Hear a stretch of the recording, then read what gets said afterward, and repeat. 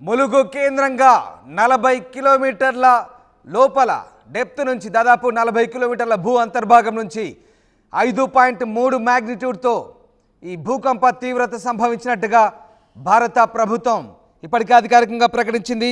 తెలంగాణ వ్యాప్తంగా పలు చోట్ల భూ ప్రకంపనలు వచ్చాయి. డిసెంబర్ 4న ఉదయం ఉమ్మడి నల్గొండ, ఉమ్మడి ఖమ్మం, ఉమ్మడి వరంగల్, మెదక్, ఆదిలాబాద్, కరీంనగర్ జిల్లాలో పలు చోట్ల భూమి కంపించింది. హైదరాబాద్లోని పలు చోట్ల 2 సెకండ్ల పాటు అంతకంటే ఎక్కువ దాదాపు 5-6 సెకండ్ల పాటు భూమి కంపించినట్టుగా తెలుస్తోంది.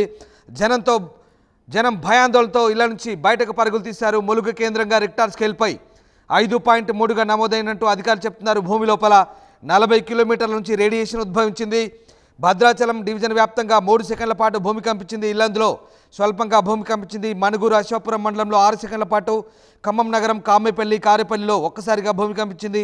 ఇళ్లలో వైబ్రేషన్ రావడంతో స్థానికులు బయటికి పరుగులు తీశారు. వరంగల్ జిల్లా నర్సంపేట, ఏటూరు నగరంలో స్వల్పంగా భూమి కంపించింది. ఉదయం 7:28 3 సెకండ్ల పాటు కంపించింది.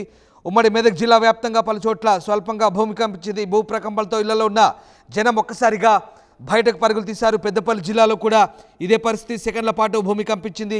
కరీంనగర్, విద్యానగర్లోనూ భూమి కంపించినట్టుగా వార్తలు వస్తున్నాయి. కరీంనగర్, విద్యానగర్, దుర్గమ్మ గడ్డలోనూ భూమి కంపించింది. అలాగే సిరిసిల్ల జిల్లా చందుర్తి, మూడపల్లిలో స్వల్పంగా భూమి కంపించింది.